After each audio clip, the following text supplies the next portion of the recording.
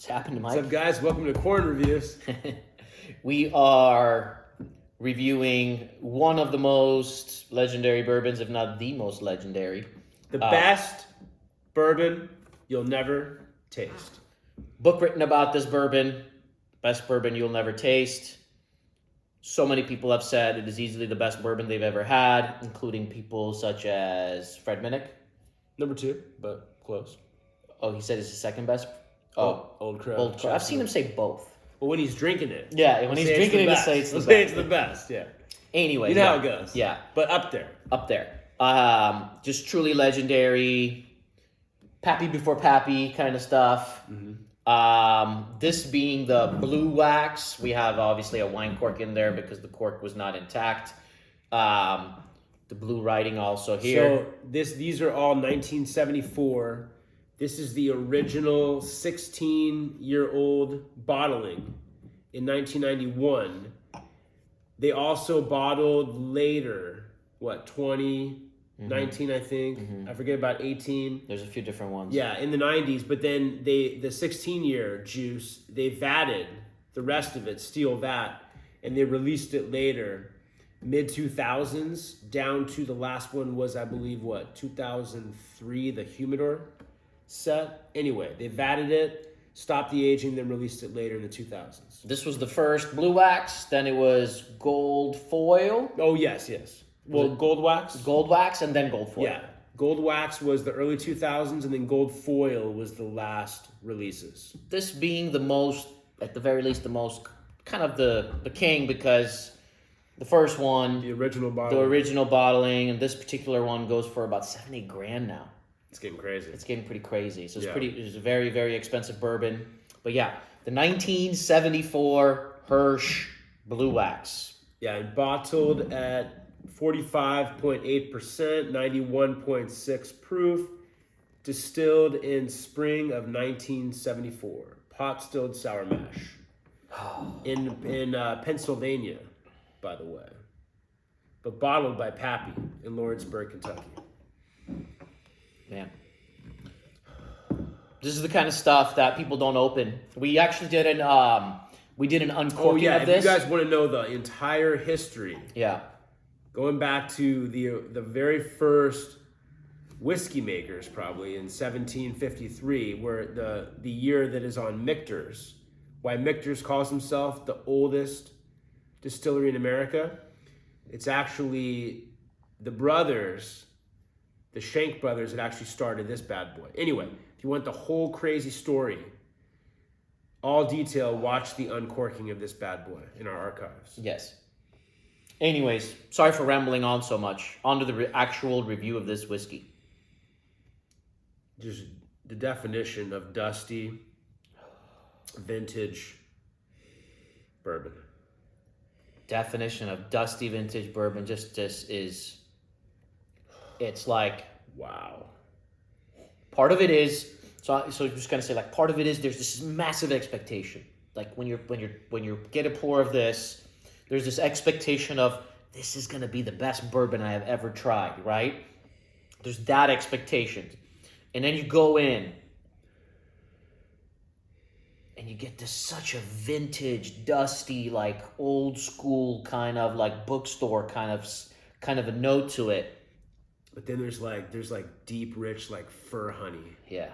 And then even super juicy stewed blackberries. Like the 16 years of age, I'm getting in a dark berry, like a blackberry compote that's been stewing for that long. I get like these like bread elements, but I'm talking about like rustic, kind of like dark, kind of like, I almost want to say like a rustic, kind of like a rye bread kind of thing going on, but there's a sweetness to it. Pumpernickel? Yes, pumpernickel. I could totally see that, man. You just said it, and then I got it. Yeah. So it's almost like, you know, when you go into like a really nice like French bakery, but it's like not like a bunch of desserts. It's more like good breads and stuff like that. The dark breads. And yes, exactly. With heavy flavor. almost like if you could age bread without it molding. Honestly, and even when they put the flour and there's always like this white like dust on the bread, and on the bottom, and it's just taking me there. It's taking me into that French shop, like that good bread. Gotcha. Yeah, Mike mentioned fruits. There's just like it's almost like I could name traditional kind of bourbon kind of flavors, but I'd rather not, just because it's such a special thing. Like, I'd rather focus on the things that are not in your kind of everyday, in terms of notes at least. Just everything is just so silky. It's so velvety. And it's just magic. Well, that's what it is because they watered it down, you're not getting too much oak at all. It's silky and luxurious and refined. It's totally like a long age, 16-year-old, sophisticated bourbon. And you're almost a little angry, right, at the fact that, like, why didn't you just keep this at barrel proof, right? Right. Because can you imagine this thing at barrel proof? It would just explode in a different way. And God knows, maybe I don't know. Maybe it's better for being watered down, but I doubt it. Yeah.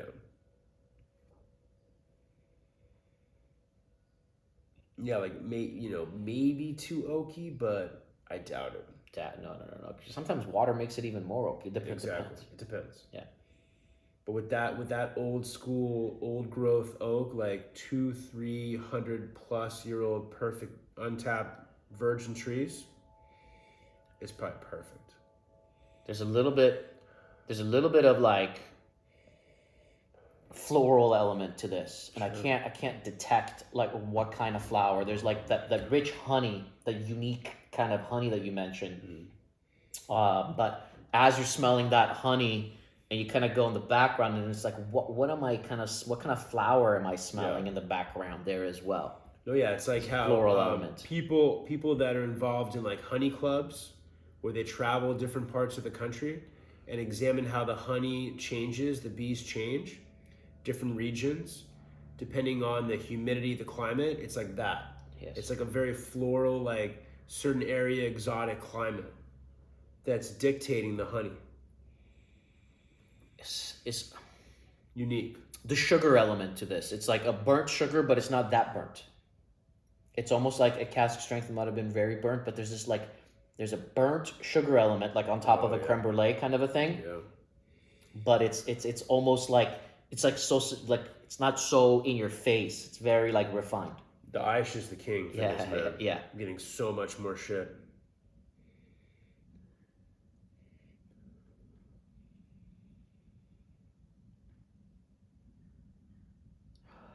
No, definitely, yeah. It's almost like artisanally, like expertly burnt or toasted. There's a slight bitter element to it in the background as well. I can't pinpoint what it is. The note I said was walking into like a bookstore, which we always use that example whenever we get that vintagey kind of smell. Mm-hmm. We always use that as the note for it. But I think there might be even a better descriptor for it. But there's something bitter in this most beautiful way in the background that I'm having a hard time detecting the right words for it. Yeah. The bitter thing I was going to say it, but the bitter thing kind of reminded me, I'm getting like really, really sweet spearmint and almost like an exotic kind of sweet spearmint tea. That could be a bitter element. It's a tea. A tea would be a cool way to describe it. Yes. Oh, and just forgot to mention, if you guys want to nerd out, because I forget his middle name, Adolphus something Hirsch, but he was an apprentice of the Beam family. So this uses the same mash bill, an actual old school yeast as old school Beam, which is 75% corn, 13% rye, 12% malted barley. That's exactly what it is. When you leave if you get it like a real strong tea, like a strong Persian tea or like a strong like Japanese tea, like something that's very like strong, and you leave the actual tea in the water a little too long, and it forms a little bit of a bitter element. Right. And that's I think a better way to describe it rather than dusty old bookstore kind of a thing. But yeah. Drinking that tea in the dusty book. Yes. In the dusty while bookstore. reading a dusty book. Yes. In the 1970s. Yeah. Gorgeous. Mike, this is the best I've had it yet. Because the Aish. Well, I've had it in the Aish before, but yeah, perhaps letting it air a little bit, and who knows, maybe it gets even better as the journey goes on. We'll probably bring this back out yet again for a blind review. We want to do a dusty blind to truly see what we ultimately think is the best bourbon ever. Palate? Palate. Cheers. Cheers, brother.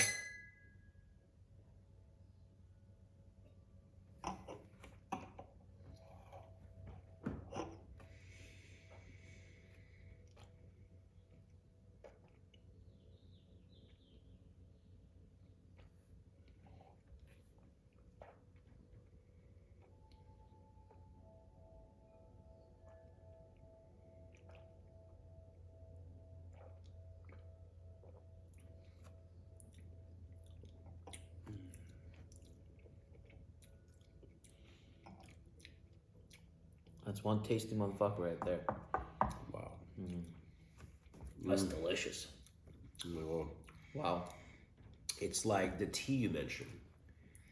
It's like freaking, how can you like combine like the juiciest stewed blackberries with like exotically dry tea? Only in whiskey. That's crazy. Wow. Wow.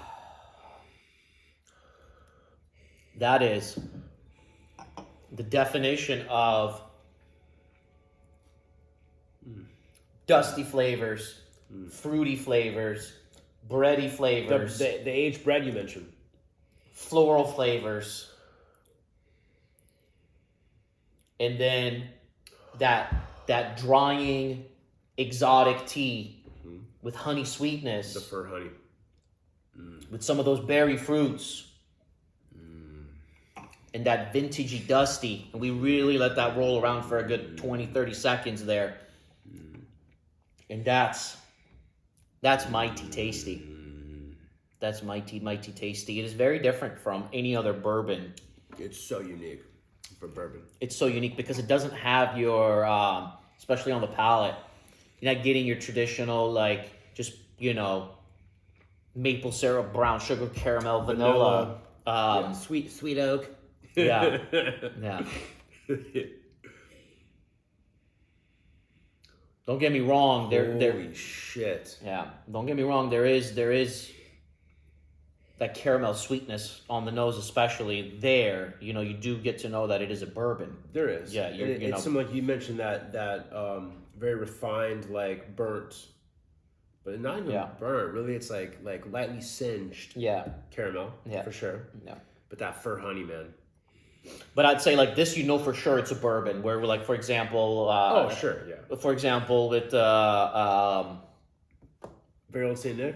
No. For me, at least. Yeah. But I was gonna bring up the example I was thinking about was the Chessman. Old Crow Chessman. Chessman. Yes, it's almost like, what is this? It's not even a bourbon. Right. Yeah. What the fuck is it? It's a new spirit. Yeah. I got you. Yeah. For sure. But this is truly a treat. Something you want to like have a conversation with. It's just like one of those things where perhaps like write or read a book about. Yeah. You want to sit down. You don't want to have this alone. Maybe you do, but you want to sit down with a friend and talk about it. Yes, it's so complicated. Because it's got a story to it as well, And of course, that always adds to the magic. It's not available. I can't go buy it. There's a big story behind it. Of course it adds to the enjoyment. Of course. That's so fucking delicious. And just long story short, kind of the fun story thing is, the main thing is that Hirsch, it was like his baby, and he kept aging it, went bankrupt, went out of business, and then once people knew how good it was, became bidding war, and the owner of Price Imports, which has actually imported some of our favorite Springbank 1200 proofs to the US, ended up actually winning the bid and buying the lots. And then Pappy, Julian Van Winkle, ended up bottling it in Lawrenceburg, Kentucky. and then going back to the Shank brothers that eventually became Michter's. It literally, one bottle kind of ties all of like the gods of Kentucky in bourbon together. Just kind of like you said, a conversation piece.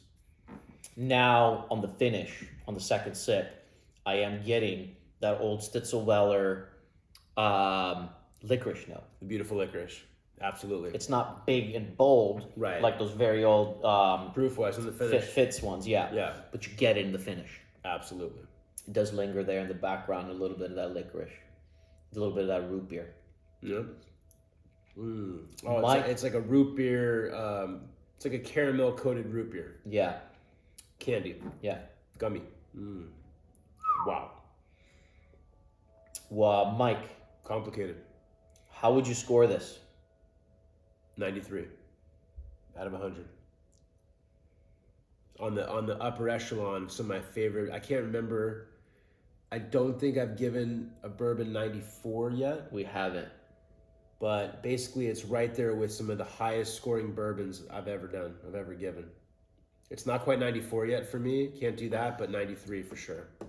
In this moment, because again, you got to compare it to every. I gotta do it blind. 94 Scotch I've had. I'm in the moment of drinking this. I will say this: the first time I had it, it wasn't even a top 5 bourbon for me. Right now, in this moment, it's for sure my top 3. It might even be number 1. It hit the spot. It hit the spot so well today. It did need to just kind of open up, breathe. Maybe my palate wasn't perfectly on the first time I tried it. I don't know. It was epic. Well, also the uncorking, I think it needed to breathe. Yeah. For me too. We had the same reaction. Yeah. The first time. It's a stunner. I'm also gonna give it a 93, Mike. It's a stunner. It's for sure one of the best. I want this thing to get to a 94. Yeah. I want it to get to a 94, and I think maybe on a different day it might. Especially if you want to factor in the whole what this bourbon is, and you want to kind of go that direction a little bit, you might kind of go there. But just judging it for how amazing of a whiskey it is, it's a 93 quality whiskey. Nuts. The best it's ever been. Yeah, absolutely stunning. Unfortunately, it's not something you could just go and try. Nobody's opening up these blue. Let's be real. Nobody's opening this bottle up. Not the Blue Wax. Even if you go to Kentucky, like Bardstown Bourbon Company's vintage whiskey room, don't think you're gonna find this.